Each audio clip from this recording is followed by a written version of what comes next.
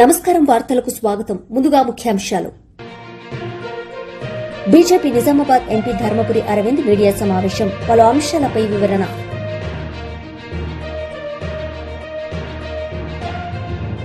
మాజీ మంత్రి అంబటి రాంబాబు మీడియా సమావేశం, పలు అంశాలపై వివరణ.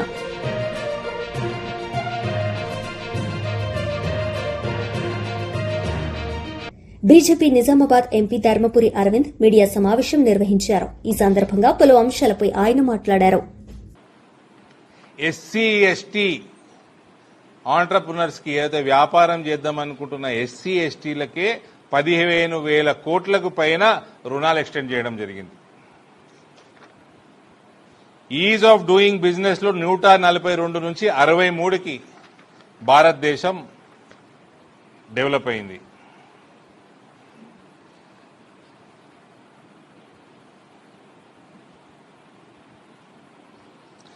డిజిటల్ పేమెంట్స్ లో ప్రపంచంలో అత్యధికం 314 లక్ష కోట్ల రూపాయలు 2025-26 ట్రాన్సాక్షన్స్, 24,162 కోట్ల ట్రాన్సాక్షన్స్ లో 314 లక్ష కోట్ల రూపాయలు ట్రాన్సాక్షన్లు జరిగినాయి. Cost of 1 GB mobile data in 2014 was 250. 2014 250 ఉండే 1 GB డేటా, ఇవాళ ₹10. ప్రపంచంలో మోస్ట్ చీపెస్ట్ డేటా భారతదేశం, కేవలం ₹10 1 జీబీకి. అందుకనే ఈ జీపేలు, ఫోన్ పేలు దానికాయించి చేస్తున్నారు. 314. రేపో మాపో నోట్లు కూడా బంద్ అయ్యి మంచిగా నోట్లకి ట్రాకింగ్ వస్తుందట. ఏ నోటు ఎటు తిరుగుతుందన్నో తెలుస్తుందట. రేవంత్ రెడ్డి బాగా సంపాదిస్తున్నాడు. ఎన్ని ఎడదాచి పెట్టిండో తెలిసిపోతుంది. అందుకే కరప్షన్ బంద్ చేసుకోండి. కరప్షన్కి మోడీ గారు రానున్న కాలంలో, మోదీ గారి పాలనలో కరప్షన్కి తావు లేదు. పైసలు సంపాదిస్తే ఎడబెట్టుకోవాలో తెలియదు. చిప్ ఉంటుంది ప్రతి దాంట్లో.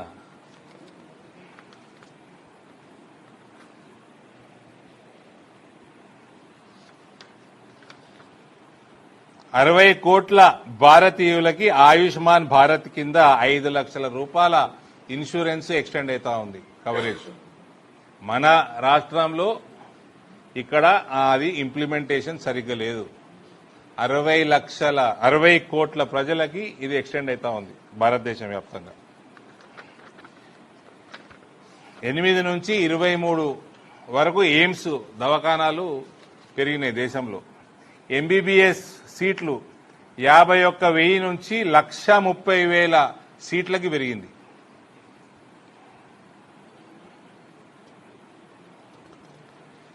ఇమ్యూనిటీ బూస్టర్లు, వ్యాక్సినేషన్లు 5.4 కోట్ల పిల్లలకి ఉచితంగా మిషన్ ఇంద్రధనుష్ కింద ఇమ్యునైజేషన్ జరిగింది. జీవన్ జ్యోతి బీమా యోజన కింద 2 లక్షల రూపాయల కవరేజ్ ₹436 కేవలం.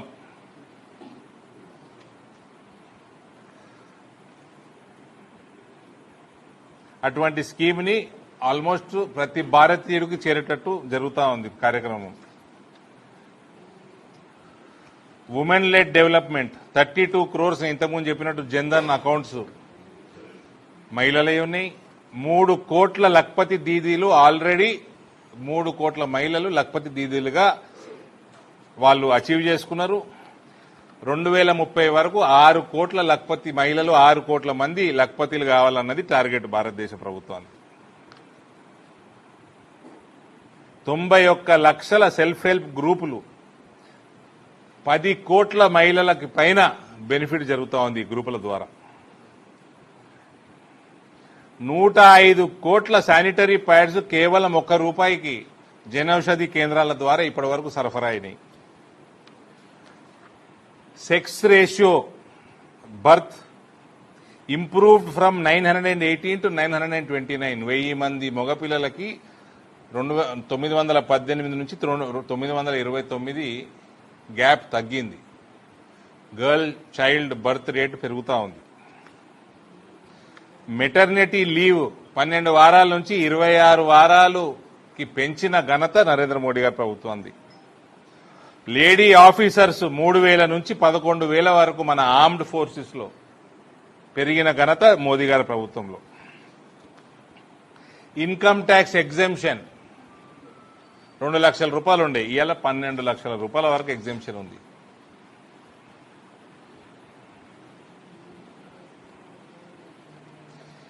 పర్ క్యాపిటా యాన్యువల్ ఇన్కమ్ 86,000 నుంచి 2.35 lakh కి పెరిగింది. SC, ST, OBC and tribal welfare budget increased from 4,500 crores in 2014-15 to 15,000 crores in 2025-26. 63% beneficiaries of PM Fasal Bima Yojana, 63% Fasal బీమా యోజనలో ఎస్సీ, ఎస్టీ, ఓబీసీ రైతులు. BRS party leader Dasoju Shravan Kumar media సమావేశం నిర్వహించారు. ఈ సందర్భంగా పలు అంశాలపై ఆయన మాట్లాడారు.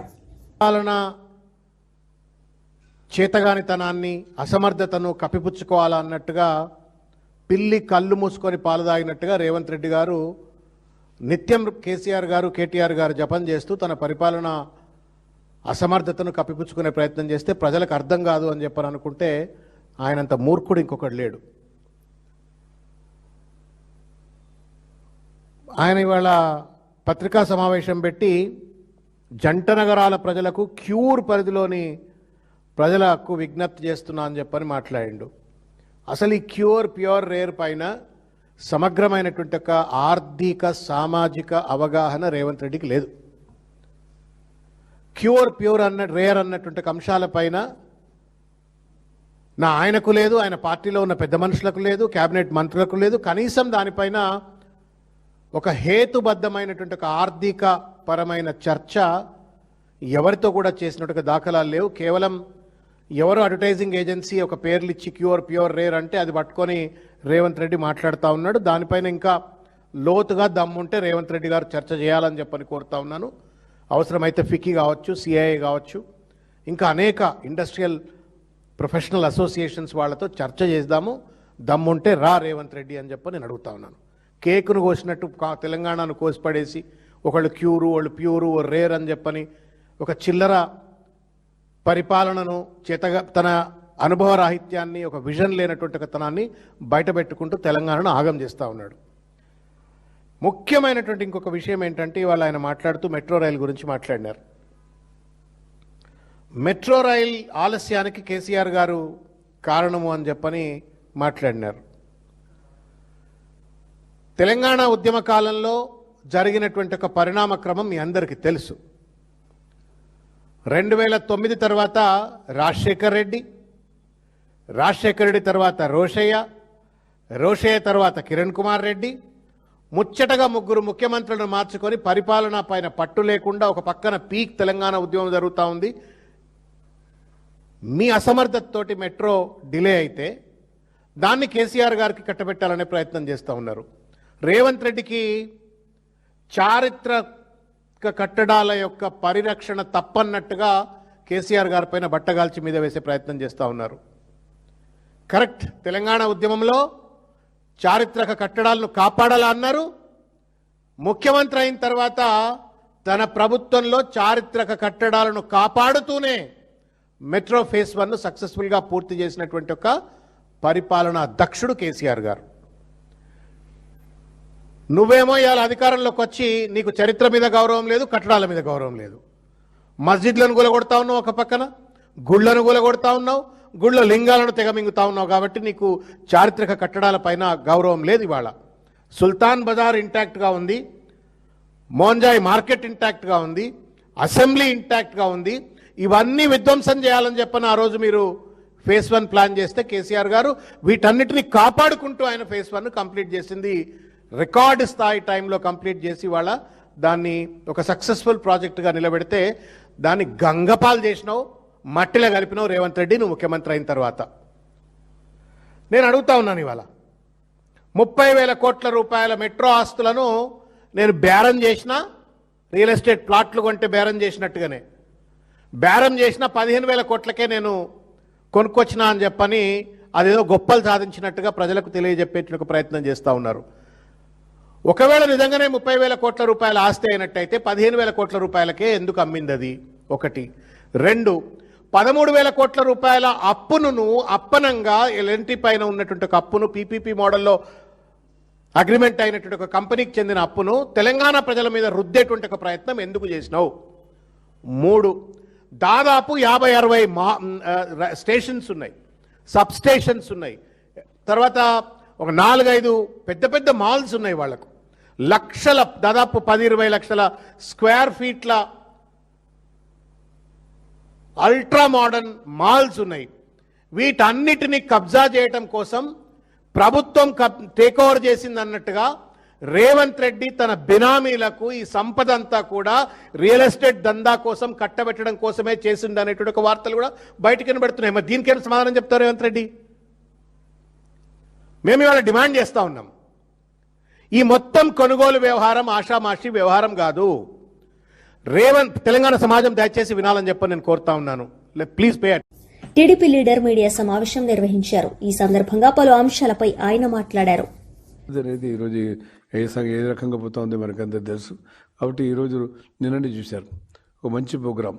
250 మంది పిల్లలకు ఎవరైతే 450 మార్కులు సాధించిన ముస్లిం పిల్లలు ఉన్నారో వారికి వక్ఫ్ బోర్డు తరఫున వాళ్ళు ఎగ్జామ్స్ పెట్టి, మళ్ళీ వాళ్ళలో ఎగ్జామ్స్ పెట్టి వాళ్ళలో ఉత్తీర్ణుల వాళ్ళు ఎవరైతే ఉన్నారో ఆ పిల్లలకు 250 మంది ప్రతిభావంతులను గుర్తించి వారికి వక్ఫ్ బోర్డు ద్వారా వాళ్ళ డబ్బుతో ఈరోజు వారికి చదివేయడం జరుగుతుంది. ఒక అబ్బాయికి దాదాపు 2-2.5 లక్షల రూపాయలు ఖర్చు చేస్తూ ఉంది. అది తెలుగుదేశం ప్రభుత్వం వారి ఆదాయంతో వారు సొంత డబ్బుతో వారు ఏర్పాటు చేసుకుంటామని సంతోషం అని చెప్పాం. మీరు చేసుకోండి, మీరు మీ దగ్గర రిసోర్స్ ఉంటే చేసుకోండి, పెంచుకోండి, దీన్ని పెంచుకొని మీరు అమలు చేయండి అని చెప్పడం జరిగింది. మరి ఈరోజు దాదాపుగా 1630 మంది హజ్ యాత్రికులు పోతే అందరూ కూడా సురక్షితంగా వచ్చేదానికి అన్ని ఏర్పాటు చేశాం.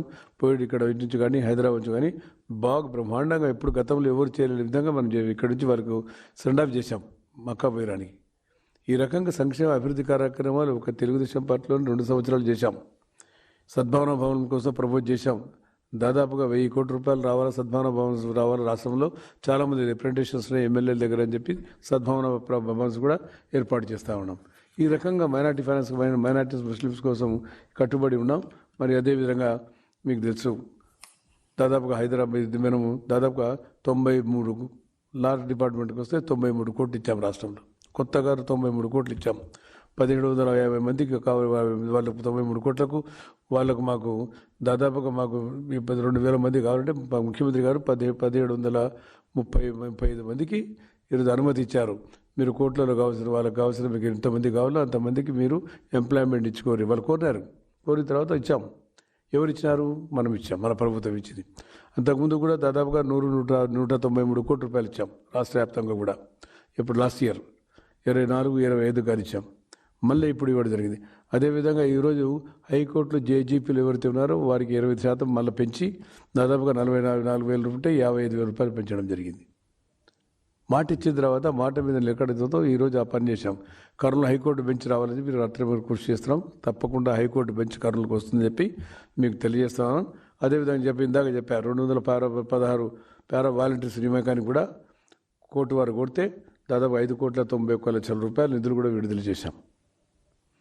అదేవిధంగా మీకు AP protection and of department of finance దీనికోసం కూడా 1999 కింద కేసులకు వారు మరియు అగ్రిగోల్డ్ మీకు అందరికీ తెలిసి చాలా రోజులు తెలిసి పెండింగ్ ఉంది. మొన్ననే మేము క్యాబినెట్ కూడా అప్రూవ్ చేశాం. దాన్ని కూడా స్పెషల్గా కోర్టు వేసి ప్రత్యేకంగా ఏర్పాటు చేసి జిల్లా కోర్టు స్థాయిలో జడ్జి పోస్టు తప్ప 20 మంది పోస్టులు ఇచ్చి శాంక్షన్ చేసి 2026-27 గాను 96 మీరు చెప్పేందాక దాకా ఇది కంప్లీట్ చేయాలని చెప్పడం జరిగింది. అదేవిధంగా 2020 ఇందాక చెప్పాను మీకు 2026-27 గాను 93 కోట్లు ఇచ్చామని చెప్పి రాష్ట్రంలో. మన కర్నూలు జిల్లాలో దాదాపుగా 22 కోట్లు ఇచ్చినాం. ఎక్కడైతే జడ్జికి చీఫ్ జస్టిస్ గారు కానీ ఎక్కడి నుంచి రిప్రజెంటేషన్ ముఖ్యమంత్రి గారు కాదనకుండా ప్రతి కార్యక్రమం కూడా ఇవ్వడం జరుగుతుంది. ఈ రకంగా అభివృద్ధి కార్యక్రమాలు చేశాం. ఇప్పుడు సూపర్ 6 గురించి ప్రత్యేకంగా చెప్పాల్సిన అవసరం లేదు. సూపర్ 6 వస్తే మహిళా బిడ్డలు ఆడబిడ్డలు ఫోన్ చేసి మమ్మల్ని అడుగుతున్నారు, మేము శ్రీశైలం పోవాలా బస్సు ఏర్పాటు చేయాలి, మహానంది పోవాలా ఏర్పాటు చేయాలి, అహోబిళం పోవాలా ఏర్పాటు చేయాలి. చంద్రబాబు గారిని స్మరించుకుంటూ ముఖ్యమంత్రి గారు చంద్రబాబు నాయుడు గారు ఈరోజు ఇంత మంచి కార్యక్రమానికి ఇవ్వడం జరుగుతూ ఉంది. ఉచితంగా వారు బస్సు ప్రయాణం ఏర్పాటు చేసి ప్రభుత్వం ఖర్చులు భరిస్తూ కూడా ఇవ్వడం జరుగుతూ ఉంది. కాబట్టి ఈ రకంగా అభివృద్ధి సంక్షేమ కార్యక్రమాలు చేస్తూ ఉంది. చేసే ప్రభుత్వాన్ని మీద నిందలు వేయడం పని పాట లేదు. ఏం చేయాలి వాళ్ళకు? కుంభకర్ణుడు నిద్రపోయి లేచినట్టుగా ఉంది. ఆ రోజు 2004 జూన్ 4వ తేదీ అందరూ కూడా రాక్షస పరిపాలన పోయింది, ప్రజా పరిపాలన వస్తూ ఉంది. చంద్రబాబు నాయుడు గారు నాయకత్వం వస్తూ ఉంది. ఎంతో ఆనందంగా దోడికలతో టపాకాయలు కాల్చి ఆనందంతో ఉత్సాహాలతో లోగిసలాడినారు. కానీ ఈ రాక్షస పరిపాలన పోయిన తర్వాత ఈ రాక్షసు ఇంకా మర్చిపోవడంలే. ఇంకా వారు ఎలక్షన్ల గురించి మాట్లాడతాడు. నువ్వు ఏ రకంగా ఎలక్షన్ జరిపావా? నిన్న మేము ప్రజాస్వామ్య పద్ధతులు నిరసన తెలుపుతామంటే ఎక్కడ మేము కాదనిలే. మేము నిరసనలు చెప్తే మీరు మమ్మల్ని హౌస్ అరెస్ట్ చేశారు. ఇంట్లో నుంచి బయటికి రాలేదు తెలుగుదేశం కార్యకర్తలను. మమ్మల్ని హౌస్ అరెస్ట్ చేయలేదా మీరు? దళిత హోంమంత్రిపై గుడివాడ వ్యాఖ్యలు సిగ్గుచేటని ఏపీ మహిళా సహకార ఆర్థిక సంస్థ చైర్పర్సన్ పీతల సుజాత మీడియా సమావేశంలో అన్నారు. మహిళల మీద మాట్లాడేసి ఈ అమర్నాథ్ హైలైట్ అయిపోవాలని చూస్తున్నావా? సిగ్గు అనిపించట్లేదా నీకు? అమర్నాథ్ ఒక హోం మంత్రిని, ఒక దళిత మహిళా మంత్రిని టార్గెట్ చేసి ఆమెను కామెంట్ చేసేస్తే నీకు పబ్లిసిటీ వచ్చేస్తుందా? నీకు సోషల్ మీడియాలో వ్యూస్ వచ్చేస్తాయి అనుకుంటున్నావా? నువ్వు హైలైట్ అయిపోతావు అనుకుంటున్నావా? కనీసం నీకు ఇంగిత జ్ఞానం లేదా? ఇంతగా దిగజారిపోతారా వైసీపీ నాయకులు? మహిళల్ని టార్గెట్ చేసి మహిళల్ని అనరాని మాటలు అనేస్తే ఏదో పబ్లిసిటీ వచ్చేస్తుంది, ఏదో హైలైట్ అయిపోతామా అనుకునే నీచ సంస్కృతికి ఇంతలా దిగజారిపోతారా ఈ గొడ్డల పార్టీ నాయకులు? అసలు మీ ఫ్యామిలీ అమర్నాథ్, అసలు మీ ఫ్యామిలీ మహిళలకు నువ్వు అన్న మాటలను సమర్థిస్తారా? అంటే మహిళలు ఆత్మగౌరవంతో ఆత్మవిశ్వాసంతో ముందుకు వెళ్ళటం తప్ప? నేను ఒకటే అడుగుతున్నాను ఈ వైసీపీ నాయకుల్ని, మీరెవ్వరూ కూడా బయటికి వచ్చినప్పుడు రెడీ అయి వస్తారా రారా? చెప్పండి. మినిమం ప్రతి ఒక్కరూ కూడా వాళ్ళ మీద వాళ్ళకి ఆత్మవిశ్వాసం, సెల్ఫ్ రెస్పెక్ట్ మనకి ఎవరి మీదైనా వాళ్ళ మీద ఉండాలి. అదే ఒక ధైర్యాన్ని ఇస్తుంది, అదే ఒక నమ్మకాన్ని ఇస్తుంది, ఏదైనా సాధించాలనే ఒక కాన్ఫిడెన్స్ మనకి ఇస్తుంది. అది తప్ప ఒక ధైర్యంగా ఒక మహిళలు ముందుకు రావటం, సమాజ సేవ చేయటానికి మహిళలు ముందుకు రావటం తప్ప? అంటే మీరు అనరాని మాటలు అనేసి క్యారెక్టర్ అసాసినేషన్ చేసేసి వాళ్ళ యొక్క రూపురేఖల్ని అవమానకరంగా దూషించి మాట్లాడి అంటే వాళ్ళని అగౌరవపరుస్తారా? ఇదేనా గొడ్డల పార్టీ యొక్క సంస్కృతి? ఇదేనా గొడ్డల పార్టీ యొక్క విధానం? అంటే అమర్నాథ్, మీ ఇంట్లో మీ ఫ్యామిలీ మెంబర్స్, మీ పిల్లలు కానీ, మీ వైఫ్ కానీ, మీ సిబ్లింగ్స్ కానీ ఎవరు కూడా రెడీ అయ్యి బయటికి రారా? ఎలా ఉంటే అలాగ బయటకు వచ్చేస్తారా చెప్పండి? ఒక మహిళల్ని నీట్గా రెడీ అయ్యి వస్తే ఒక మహిళల్ని అలా కించపరచటం కరెక్టా మీకు? అంటే మీ వైసీపీలో మహిళలు ఎవ్వరూ కూడా రెడీ అయ్యి రారా? చెప్పండి ఒకసారి. నేను ప్రజలకు కూడా తెలియజేస్తున్నా, మనం బయటకు వెళుతుంటే మన ఆత్మవిశ్వాసం మనకి కొట్టొచ్చినట్టు కనిపించాలి. అప్పుడే మనం ఏదైనా ఒక పని చేయగలుగుతాం, గట్టిగా ఒక నమ్మకంతో చేయగలుగుతాం, ఒక ధైర్యంగా చేయగలుగుతాం, ఒక ముందడుగు వేస్తాం. అంటే రెడీ అవటం కూడా తప్ప? అంత నీచంగా ఒక దళిత హోంమంత్రిని పట్టుకొని అంత అవమానకరంగా మాట్లాడతావా? ఎవరిచ్చారు ఒక మహిళ మీద అలా మాట్లాడే రైట్ అమర్నాథ్? నీకు ఏ తమాషాలో ఉందా మీకు? వైసీపీ నాయకులకు అందరికీ కూడా టీడీపీ మహిళలంటే అంత లోకుగా కనిపిస్తున్నారా? ఆనాడు నేను మంత్రిగా ఉన్నప్పుడు కూడా మీ సభ్యురాలు రోజా నన్ను కామెంట్ చేసింది, కాలి గోటుకు పనికిరామని. మాజీ మంత్రి అంబటి రాంబాబు మీడియా సమావేశం నిర్వహించారు. ఈ సందర్భంగా పలు అంశాలపై ఆయన మాట్లాడారు. జంగిల్ రాజ్యం అనరా, దుర్మార్గ రాజ్యం అనరా, అన్యాయమైన రాజ్యం అనరా, ఏమంటారు దీన్ని చెప్పమని అడుగుతా ఉన్నా. నారా చంద్రబాబు నాయుడు గారిని, హోంమంత్రి గారిని, రాష్ట్ర ప్రజానీకం దీన్ని ప్రశ్నించాలా వద్దా అని నేను అడుగుతా ఉన్నా. దీంట్లో నాకు అర్థం కాదు. పోలీసులు అంతమంది ఉన్నారుగా, చూడలేదా ఏం జరిగిందో? అర్థం కాలేదా? పోలీసులే బయటికి తీసుకెళ్లారు కదా బట్టపల్లిగా, దానికి కేసు పెట్టరా? మా మీద అయితే కేసులు పెడతారు. మా సభలు జరుగుతుంటే మా సభలను అడ్డుకుంటారు. డిఎస్సి దిష్టి బొమ్మ తగలేస్తే దాన్ని అడ్డుకుంటారు. జగన్మోహన్ రెడ్డి గారి దిష్టి బొమ్మనేమో దగ్గరుండి తగలేస్తారు. వాట్ ఈ దిస్ అని అడుగుతా ఉన్నా. ఇదేనా ఈ రాష్ట్రంలో జరుగుతున్నటువంటి వ్యవహారం? ఎంత దారుణంగా వ్యవహరిస్తుంది. ఎమ్మెల్యేలకు అద్దు అదుపు లేదండి. నాకు ఒక ఆశ్చర్యం వేసింది. ఒక ఎమ్మెల్యే గారంట, మన నియోజకవర్గంలో చికెన్ 140 రూపాయలకు అమ్ముతున్నారు కదా, ఇవాళ నుంచి 150 అన్నా అంట. అందరూ 150 అమ్మారు. ఆ 10 ఎక్కడదే అంటే 150, ఆ 10 ఆయనకి వెళ్ళాలంట.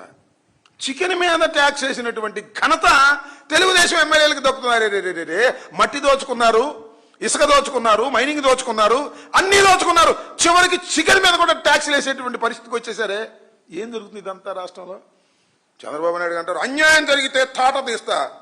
తాట నీ తాట తీసేటట్టున్నారు. చికెన్ మీద ట్యాక్స్ కాజేసి, మట్టి కాజేసి తాట తీసేటట్టున్నారు. ఇప్పుడు ఈ తాటది ముందు వేసుకుని చిందేసి ఆయన మీద ఇంటి మీదకి వెళ్ళి, ఈడుపు గంటి శ్రీనివాస్ గారి ఇంటి మీదకి వెళ్ళి గందరగోళం చేశాడు కదా.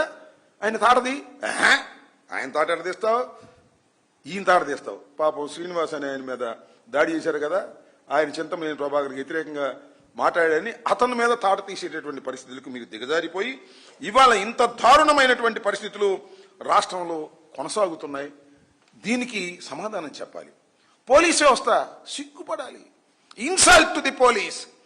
ఇండియన్ పోలీస్, ఆంధ్ర పోలీస్ కాకి బట్టలు వేసుకొని 3 సింహాలు పెట్టుకొని అన్యాయం జరుగుతుంటే అన్యాయం చేసిన వాడికి రక్షణగా ఉండేటటువంటి పరిస్థితిలోకి ఎందుకు దిగజారిపోయారో ఒక్కసారి ఆలోచించుకోవాలని మనం చేస్తున్నాం. ఈ పోలీస్ బాస్కు తెలియదు, ఇక్కడే ఉంటాడు పోలీస్ బాస్ ఒక ఆయన. IPS, supreme, DGP, boss. ఏం చేస్తున్నావు? ఏం చేయట్లేదు నువ్వు. మా ఇంటి మీద దాడి జరిగితే ఏం చేసావో చూశాంగా. మా ఇంటి మీద దాడి జరిగింది, వాళ్ళ మీద కేసు పెట్టవు, నా మీద కేసు పెడతావు, నన్ను లోపలేస్తావు. శభాష్. అంతేకాదు, మా కొవ్వూరు ఎమ్మెల్యే నల్లపరెడ్డి శ్రీనివాసరావు ఇంటి మీద దాడి జరిగింది, ఏం చేయవు, వాళ్ళని వదిలేస్తావు. మా జోగి రమేష్ ఇంటి మీద దాడి జరిగింది, ఏం చేయవు, వదిలేస్తావు. ఎక్కడికి వెళ్తుంది రాష్ట్రం? అరాచకం జరుగుతూ ఉందా లేదా? పోలీసులే సంఘ విద్రోహ శక్తులుగా వ్యవహరిస్తే ఈ రాష్ట్రం బతుకుతుందా అని అడుగుతా ఉన్నా. మీ ఇష్టం వచ్చిన పోలీసులు వేసుకుంటారు, వాళ్ళకి పోస్టింగ్లు ఇస్తారు, మీరు చేసేటటువంటి అరాచకాలను చూస్తుంటారు. అవసరమైతే మీరు ఏమన్నా కొట్టి తని రమ్మంటే తన్ని వస్తారు. వాళ్లే సంఘ విద్రోహ శక్తులు, వాళ్లే రౌడీలు. ఇవాళ కొత్తగా రౌడీలు ఎవరు లేరు. కొంతమంది గురించే పోలీసులు అంటుంది, నేను అందరినీ కాదు. చంద్రబాబు నాయుడు గారి ఎమ్మెల్యేలు ఎవరైతే తెచ్చుకుని కూర్చోబెట్టుకున్నారో ఆ సీటుల్లో సిఐల్ని, ఎస్ఐల్ని, వాళ్లే లాఠీ చూపిస్తున్నారు, వాళ్లే డబ్బులు వసూలు చేస్తారు. వైఎస్ఆర్సీపీ లీడర్ సమావేశం నిర్వహించారు. ఈ సందర్భంగా పలు అంశాలపై ఆయన మాట్లాడారు. ఇవి ఎందుకు తగ్గిస్తున్నారు? కొత్త ఉద్యోగం ఎందుకు ఇవ్వట్లేదు? పాత వాటితోనే కంటిన్యూ ఎందుకు కానిస్తున్నారు అనేటువంటిది కూడా కావాలి. ఆ 10,700 బస్సులు, ఈ 10,000 అంటే యాక్చువల్గా 12,500 బస్సులు ఫస్ట్లో ఉన్నాయి, అది 10,700 బస్సులుగా మారిపోయినాయి. అంటే దీని అర్థం ఏంటి? 1,800 బస్సులు తగ్గిపోయినాయి. ఈ తగ్గిపోవడానికి గల కారణాలేంటి? ఎందుకు? ఒక బస్సు తగ్గిపోతే కొత్త బస్సు కొనుక్కోవాలి, ఒక ఉద్యోగం పోతే కొత్త ఉద్యోగం ఇవ్వాలి.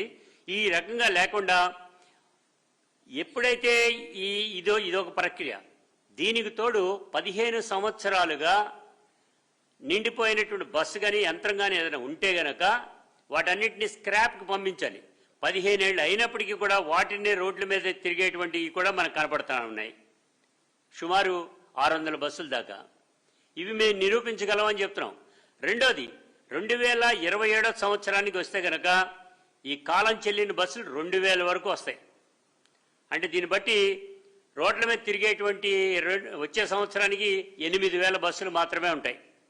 ఈ 8,000 బస్సులకి సంబంధించినంత వరకు కూడా నేను అడుగుతున్నా, మీరు ఇన్ని రకాలుగా తగ్గిపోతున్నా కానీ కూడా చూస్తూ కూర్చుంటున్నారన్నాం. కానీ జగన్మోహన్ రెడ్డి గారి హయాంలో అలా జరగల. 2023లో కార్మికులందరినీ కూడా డైరెక్ట్గా గవర్నమెంట్ ఎంప్లాయీస్ కింద రిక్రూట్ చేసేశారు. అంటే వాళ్ళని ఎమర్జ్ చేసుకున్నారు. ఎమర్జ్ చేసుకునేటువంటి సమయంలో కూడా ఆయన 700 కోట్ల రూపాయలు డైరెక్ట్గా ఇచ్చి 1459 బస్సులు కొనాలని 700 కోట్ల రూపాయలు రిలీజ్ చేసి అమౌంట్ ఇచ్చి బస్సులన్నీ కూడా ఆర్డర్ తెప్పించుకోవడం జరిగింది.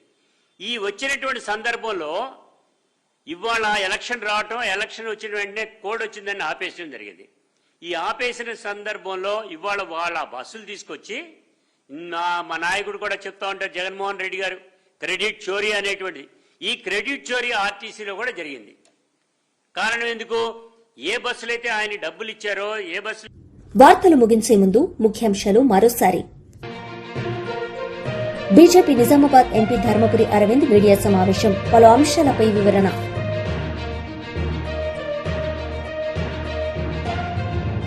మాజీ మంత్రి అంబటి రాంబాబు మీడియా సమావేశం, పలు అంశాలపై వివరణ.